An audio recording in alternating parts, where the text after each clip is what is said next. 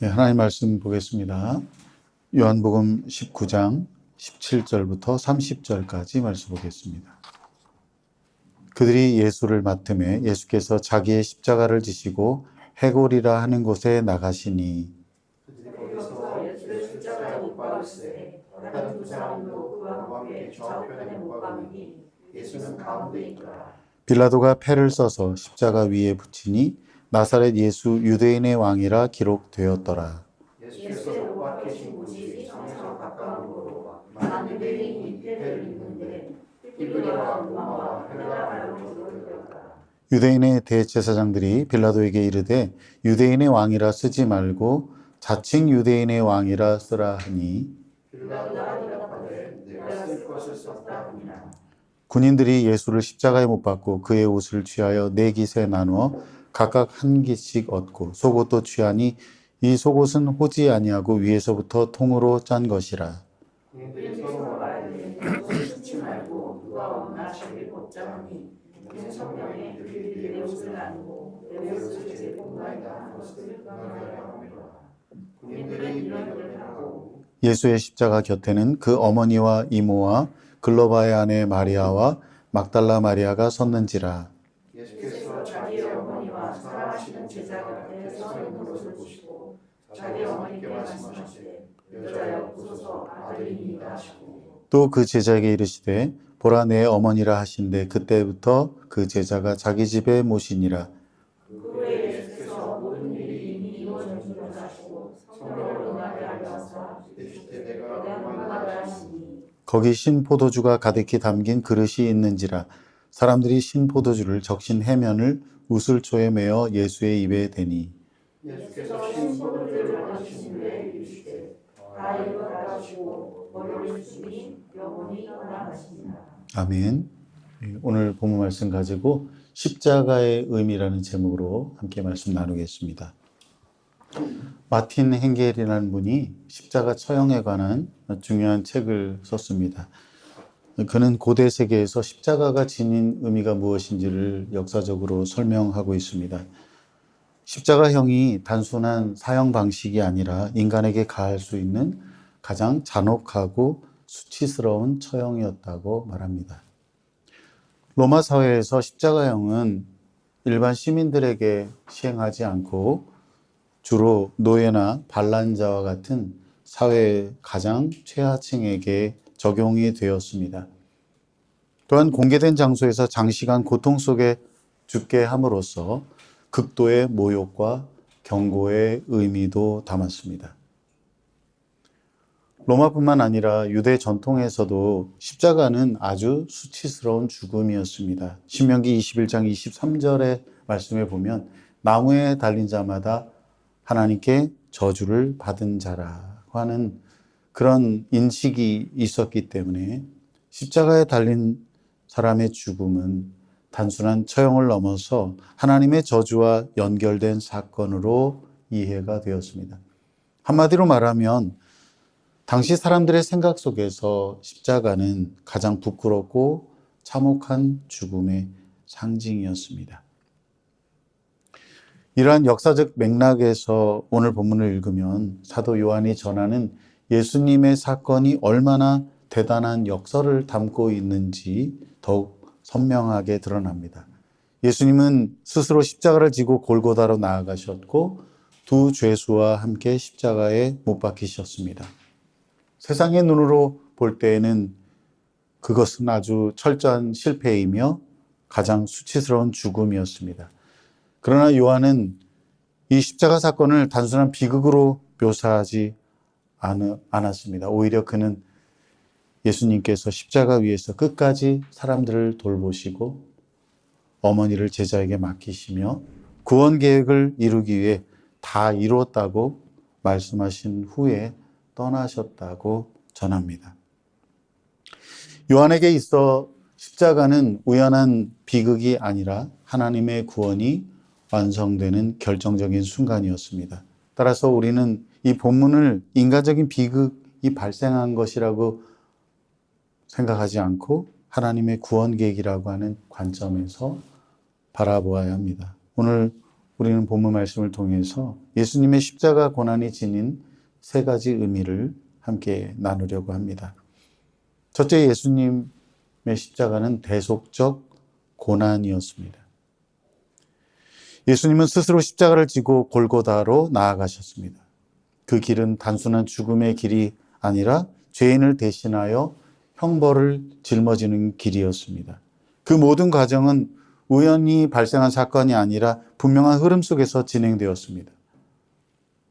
유다가 예수님을 대제사장들에게 넘기고 대제사장들은 빌라도에게 넘기고 빌라도는 군병들에게 넘겼습니다. 인간의 배신과 권력의 계산이 이어지는 가운데 예수님은 십자가로 나아가셨습니다. 예수님은 자신이 달릴 십자가를 직접 지고 해골이 쌓여 있는 곳이라고 하는 골고다에 오르셨습니다. 예수님이 지셨다고 하는 이 십자가는 사실 십자가의 일부 수평 기둥을 가리킵니다. 사형 선고를 받은 범죄자는 그 수평 기둥을 메고서 십자가의 수직 기둥이 이미 박혀 있는 처형장까지 짊어지고 갔습니다. 그런 후에 사형수는 땅에 등을 대고 두 팔을 벌린 채 누웠고 집행인들은 사형수의 두 팔을 묶거나 못을 박아서 그 기둥을 수직 기둥에 고정시켰습니다. 예수님은 그렇게 두 명의 죄수와 함께 십자가에 달리셨습니다. 예수님께서 죄인들과 동일한 자리에 계셨다는 사실을 우리에게 보여줍니다. 원래는 바라바가 그 십자가에 매어 달려 있어야 하는데 그 바라바는 풀려났다는 것을 봤을 때 실제로 예수님이 죄인을 대신하는 자리에 계셨다는 것을 우리가 알 수 있습니다. 다 같이 이사야 53장 5절과 6절 말씀 읽겠습니다. 그가 찔림은 우리의 허물 때문이요 그가 상함은 우리의 죄악 때문이라. 그가 징계를 받음으로 우리는 평화를 누리고 그가 채찍에 맞음으로 우리는 나음을 받았도다. 우리는 다 양 같아서 그릇 행하여 각기 제 길로 갔거늘 여호와께서는 우리 모두의 죄악을 그에게 담당시키셨도다. 아멘. 조엘 비키라는 분이 예수님의 십자가에 대해서 이렇게 말했습니다. 그리스도께서는 자기 백성이 죄로 인하여 받아야 할 형벌을 대신 받기 위해 제사장으로서 형벌 대속 제물을 바치셨습니다. 은혜 언약 안에서 그들의 보증이 되신 그분은 그들이 빚진 죄의 대가를 지불함으로써 하나님의 율법을 만족시켰습니다. 이로써 그들의 죄책은 제거되었습니다. 예수님은 우리의 죄를 대신하여 죄값을 치르셨습니다. 그분이 제사장으로서 십자가에 죽으심으로 자신의 생명을 내어주심으로 우리가 받아야 할 형벌을 대신 받으셨습니다. 예수님의 희생을 통해서 우리는 죄와 죽음에서 자유를 얻었습니다. 그러기에 우리는 우리를 구원하기 위해서 그 크신 대가를 치른 하나님의 사랑에 감사해야 하고 동시에 그렇게까지밖에 할 수 없는 하나님의 공의에 대하여 경외심을 가져야만 합니다. 예수님이 십자가를 지고 가시는 장면에서 중요한 상징은 빌라도가 붙인 명패입니다. 나사렛 예수 유대인의 왕이라고 쓰인 이 명패는 헬라어와 히브리어, 라틴어로 기록되어서 모든 사람이 읽을 수 있게 되었습니다. 이것은 단순한 조롱이 아니라 온 세상에 선포된 메시지였습니다. 대제사장들은 그가 유대인의 왕이 진짜 유대인의 왕이 아니라 자칭 유대인의 왕이라고 하니 그렇게 써달라고 요구했지만 빌라도는 단호히 거절했습니다. 빌라도는 자신의 의도와 상관없이 예수님이 어떤 분이신지를 선포하고 있었습니다. 사람들은 예수님을 조롱했지만 하나님은 그 명패를 통해 예수님이 참된 왕이심을 드러내셨습니다. 세상의 왕과 다른 힘으로 다스리는 왕이 아니라 자기 백성을 살리기 위해서 자기의 생명을 내어주시는 대속의 왕이라고 하는 것을 우리에게 말씀하셨습니다. 사랑하는 여러분, 우리가 십자가를 대할 때마다 그것이 단순한 과거에 일어난 고통의 사건이 아니라 내가 있어야 할 자리에 예수님이 대신 계셨음을 항상 기억해야 합니다. 십자가라고 하는 건 예수님을 처음 믿을 때 우리가 그저 처음 예수님 앞에 죄를 회개할 때 통과 의례처럼 필요한 상징에 불과한 것이 아닙니다. 예수님의 십자가는 대속적인 고난을 상징합니다. 사도 바울은 나는 날마다 죽노라 라고 말했습니다. 예수님이 십자가 아래 자신을 내려놓는 것이지요. 내가 죽어야 하고 내 의가 죽어야 하고 내 욕망이 죽어야 할 자리가 그 예수님의 십자가 자리입니다. 예수님께서 나를 위해 십자가를 주셨음을 항상 기억하고 그것을 우리의 삶의 정체성으로 삼아야 합니다. 그러지 않으면 우리의 욕망이 살아나고 예수님은 온데간데 없고 우리의 죄성이 살아나서 우리가 십자가의 삶을 살아가는 사람인지 아닌지 스스로조차 분별할 수 없을 만큼 그렇게 삶을 무질서하게 자기 의가 살아서 그렇게 살아갈 수밖에 없는 것이죠. 십자가로 인해 우리가 구원을 받아 하나님의 자녀가 되었습니다. 십자가로 인해 우리가 지금 그리스도인으로 살아갈 수 있게 되었습니다. 지금 우리가 하나님과 누리는 그 평화와 기쁨은 주님이 우리에게 부어주시는 그 놀라운 은혜들은 예수님이 그 십자가 희생을 통해서 이루어졌다는 사실을 항상 기억하면서 우리 모두가 대속적 고난을 받으신 예수님의 십자가를 항상 기억하며 살아갈 수 있기를 바랍니다. 둘째, 예수님의 십자가는 철저히 성취의 사건입니다. 십자가 아래에서 군인들이 예수님의 옷을 나누고 제비를 뽑는 장면을 우리가 겉으로 보면 우연처럼 보여요. 십자가 아래에서 그런 일이 있었구나 이렇게 생각할 수 있는데 사도 요한이 굳이 그 예수님의 십자가 사건의 여러 가지 이야기들을 다룰 수 있었을 텐데 이것을 기록한 이유는 그들의 모습이 시편 22편 18절의 말씀이 그대로 성취되었다고 하는 것을 우리에게 전해주기 위해서입니다. 당시 예수님의 십자가 아래에 있던 군병들은 처형된 죄수의 옷을 전리품처럼 나누는 관례를 따라 행동했습니다. 겉옷은 찢어서 다 나눴습니다. 지금 우리는 우리 옷을 찢어서 나누지 않죠. 그만큼 우리가 이 의식주 여러 가지 면에서 풍부한 시대를 살고 있으니까 이해가 되지 않지만 그 당시에는 이 겉옷 하나가 재산이었고 또 그것을 가지고 빚을 받을 만큼 그렇게 보증이 되는 그런 귀한 물품이었거든요. 그래서 겉옷을 찢어 나누고 또 속옷은 통으로 짰기 때문에 찢으면은 그 가치가 상실되기에 제비를 뽑아서 한 사람이 차지했습니다. 그러나 한편으로 보면 그들의 예수님의 옷, 겉옷과 그 속옷을 나누는 그들의 장면은 예수님의 그 수치와 고통을 더 극대화하고 있지요. 한 사람이 모든 사람들이 보는 가운데 잔인하고 고통스러운 죽음을 당하면서도 동시에 자신을 가릴 만한 그 어떤 것도 없이 그렇게 수치스러운 죽음을 당해야만 했기 때문입니다. 하지만 요한은 그 장면을 묘사하면서 어떤 감정적인 동요도 없이 하나님의 말씀이 그대로 성취되었다는 것을 우리에게 전해주고 있습니다. 한편 십자가 아래에는 또 다른 사람들이 서 있었습니다. 예수님의 어머니와 여인들 그리고 사랑하시는 제자가 가까이 있었습니다. 사랑하시는 제자는 요한 자신을 가리킵니다. 예수님은 십자가 위에서 그들을 보시고 말씀하셨습니다. 여자여 보소서 아들이니이다. 요한을 향해서는 보라 내 어머니라 이렇게 말씀하셨습니다. 이 구절에 대하여 어떤 사람들은 예수님이 얼마나 어머니를 생각할 줄 아는 분인가 하는 것을 말했는데 저는 그보다는 카슨이라고 하는 분이 해석한 것이 더 나아 보입니다. 그는 어머니 마리아가 받은 복을 마태복음 19장 29절의 약속이 이루어진 것으로 보았습니다. 내 이름을 위하여 집이나 형제나 자매나 부모나 자식이나 전토를 벌인 자마다 여러 배를 받고 또 영생을 상속하리라. 예수님께서 마리아와 요한에게 하신 이 말씀은 단순한 가족 돌봄을 넘어서 새로운 공동체가 탄생했음을 알려주는 겁니다.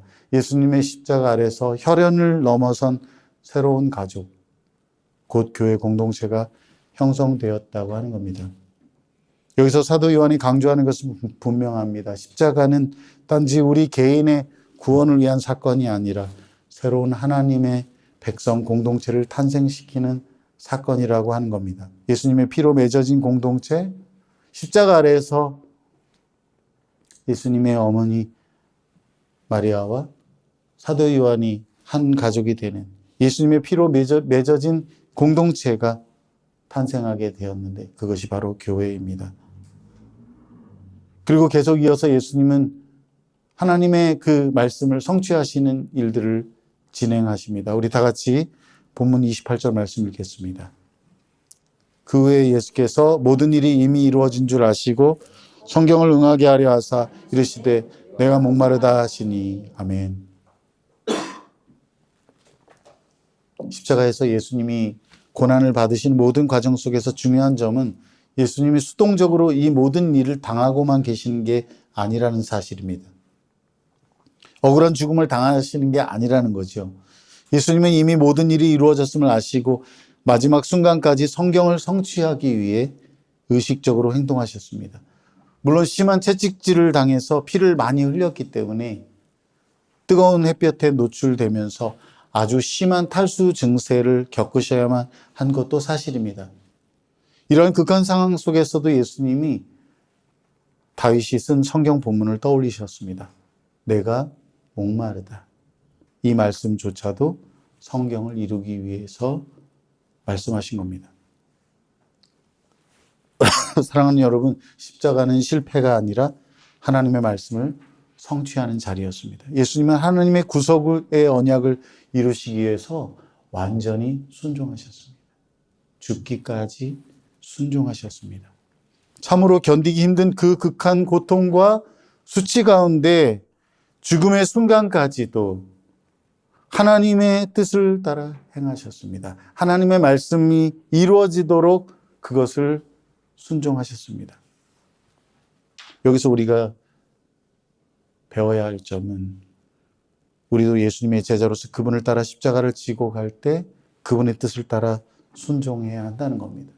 우리는 조금만 어려움이 있고 내게 손해가 되면은 언제든지 예수님이 주님의 말씀을 저버릴 때가 많거든요. 예수님은 그러지 않으셨다는 거예요. 자기의 죽음 그 순간까지 정말 인간으로서 견디기 힘든 그 극한 고통과 수치 가운데에서도 하나님의 그 말씀을 따라 행하셨다고 하는 겁니다. 우리도 어떤 세상의 타협이나 유혹에도 어떤 어려움이 다가와도 예수님을 닮아서 끝까지 우리 하나님의 말씀에 순종할 수 있기를 바랍니다. 마지막으로 세 번째, 예수님의 십자가는 결국 완전한 승리로 끝납니다. 다 같이 본문 30절 말씀 읽겠습니다. 예수께서 신 포도주를 받으신 후에 이르시되 다 이루었다 하시고 머리를 숙이니 영혼이 떠나가시니라. 예수님이 마지막으로 말씀하신 거예요. 다 이루었다. 원래 이 말은 빚을 다 갚을 때 쓰는 말인데요. 죽음의 탄식을 하시는 것이 아니라 구속의 완성을 선포하는 것입니다. 오래전에 하나님 아버지와 맺으셨던 그 영원한 언약 가운데 인간을 구속하시기 위해서, 구원하시기 위해서 계획을 하셨는데 그 구속을 누가 이룰 것인가? 아들이신 예수 그리스도께서 자원하여 그것을 하기로 하셨고, 이제 십자가에서 마지막 숨을 거두시면서 다 이루었다라고 말씀하시고 구속의 완성을 선포하셨습니다. 예수님께서 십자가의 죽으심으로 모든 것이 완전히 성취되었고 그 효력이 계속되고 있다는 의미를 담고 있습니다. 그렇습니다. 십자가에서 죄값은 완전히 지불되었습니다. 더 이상 우리가 갚아야 할 것은 남아있지 않습니다. 예수님은 우리에게 가장 감격스럽고 위로가 되는 선언을 하셨습니다. 그분이 마지막 죽으실 때 다 이루었다고 하신 그 말씀이 우리에게 위로가 되고 우리의 유일한 소망이 되는 말씀입니다. 예수님은 우리와 같은 육체를 가지고 이 땅에 오셨고 어렸을 때부터 언제나 의로운 삶을 사셨으며 평생에 율법에 기록된 하나님 아버지의 모든 요구를 전부 다 순종하셨습니다. 심지어 죽음까지도 그렇게 하셨습니다. 하나님의 진노가 예수님이 달리신 십자가에 퍼부어졌습니다. 죄의 형벌이 지불되었습니다. 예수님이 우리를 대신하여 죽으시고 우리 헤아릴 수 없는 모든 허물을 속죄하셨습니다. 아버지의 진노는 누그러졌으며 율법의 요구는 성취되었습니다. 예수님의 십자가를 통해서 그를 믿는 사람들은 누구든지 우리 믿는 사람들은 그 죄가 용서를 받았고 구원이 이루어졌습니다. 상처는 치유가 되었고 악은 사라졌으며 사탄은 패배했고 생명의 약속이 이루어졌습니다. 하나님께서 영원전부터 계획하신 그 모든 구원의 계획이 구약시대에 예수님이 오실 것을 예언하시고 말씀하셨는데 이제 그 예수님께서 오셔서 십자가에 죽으심으로 그 구원의 계획을 완성하셨습니다. 그래서 예수님이 마지막으로 다 이루었다라고 말씀하신 것입니다. 사랑하는 여러분, 여기서 우리가 기억해야 할 것은 우리는 더 이상 무엇인가를 이루어야 구원받는 사람들이 아니라는 사실이에요. 이미 십자가에서 모든 것이 이루어졌습니다. 그러기에 우리의 삶은 구원받기 위해 뭔가를 애쓰고 사는 게 아니에요. 우리가 하나님께 더 나은 점수를 받기 위해 사는 게 아닙니다. 우리는 예수님께서 십자가에서 이루신 그 구원을 믿고 붙들며 살아가는 거예요. 사람들은 본성적으로 자기의 어떤 종교적 행위를 의지하는 경향을 갖고 있습니다. 하나님을 기쁘시게 하기 위해서 내가 뭔가를 하고 그래서 하나님으로부터 뭔가를 얻으려고 하죠. 하지만 우리의 어떤 선행도 예수님께서 십자가에서 이미 이루시고 승리하신 일에 조금도 보탬이 되지 않습니다.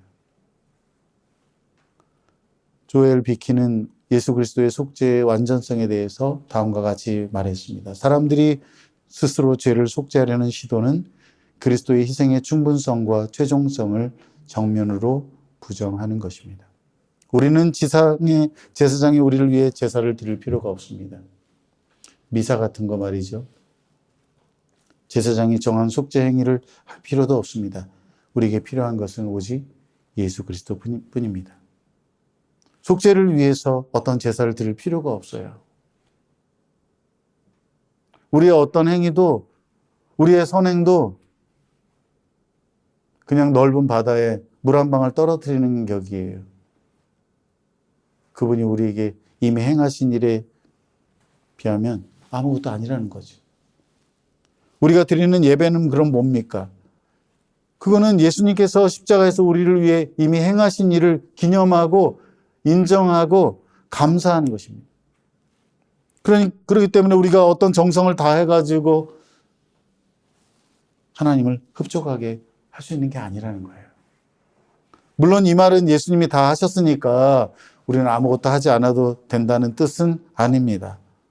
정말 예수님의 십자가 은혜를 안다면 주님이 그 십자가에서 다 이뤘다고 하심으로써 우리를 위해서 자기의 생명을 내어주셔서 우리에게 구원의 은혜를 베푸셨다는 사실을 아는 사람은, 정말 그것을 믿는 사람은 자기를 위해 죽으신 예수님을 위해서 살아가게 됩니다. 우리는 여전히 우리 안에 남아있는 죄에 대하여 슬퍼하고 죄와 싸워야 합니다. 왜요? 이미 예수님께서 다 이루셨기 때문입니다. 예수님을 믿고 따르는 삶에서 필연적으로 감당해야 될 고난을 인내하며 살아야 합니다. 왜요? 예수님께서 우리를 위해 십자가에서 죽으셨기 때문입니다. 악한 영과 세상 그리고 자기 본성에 대하여 끊임없이 아니라고 말하면서 그분이 우리에게 주신 은혜를 저버리지 않도록 그렇게 해야 합니다. 여전히 자기가 살아있고 죄를 사랑하고 세상의 영광을 기대하며 살아가는 것은 예수님을 다시 십자가에 못 박아 현저히 욕을 보이는 행위가 됩니다. 중요한 것은 어떤 상황에서도 우리가 승리한다는 사실이고 우리의 삶은 해피엔딩으로 끝나게 될 거라는 사실입니다. 왜냐하면 예수님께서 십자가에서 이미 다 이루시고 승리하셨기 때문입니다. 말씀을 맺습니다. 예수님의 십자가 고난은 단순한 비극적인 죽음이 아니라 우리의 죄를 대신 짊어지신 대속의 고난이며 하나님의 말씀이 한치의 오차도 없이 이루어진 성취의 고난이고 다 이루었다는 선언으로 완성된 승리의 고난입니다. 가장 수치스럽고 처참한 자리였던 십자가가 오히려 하나님의 사랑과 공의가 드러났고 그 구원의 능력이 가장 분명하게 드러났습니다. 그리고 그것을 통해서 죄 사함을 얻었고 새로운 공동체가 세워졌고 우리 모두가 영원한 승리를 얻게 되었습니다. 그러니 우리는 더 이상 무엇을 이루기 위해 사는 사람들이 아니라 이미 십자가에서 이루어진 구원을 믿고 그 은혜에 감사함으로 순종과 거룩의 삶을 살아가야 할 사람들입니다. 저와 여러분 모두가 우리 주님 예수 그리스도의 십자가를 붙들고 그 은혜에 감사함으로 반응하며 살아가기를 주님의 이름으로 축복합니다. 기도하겠습니다.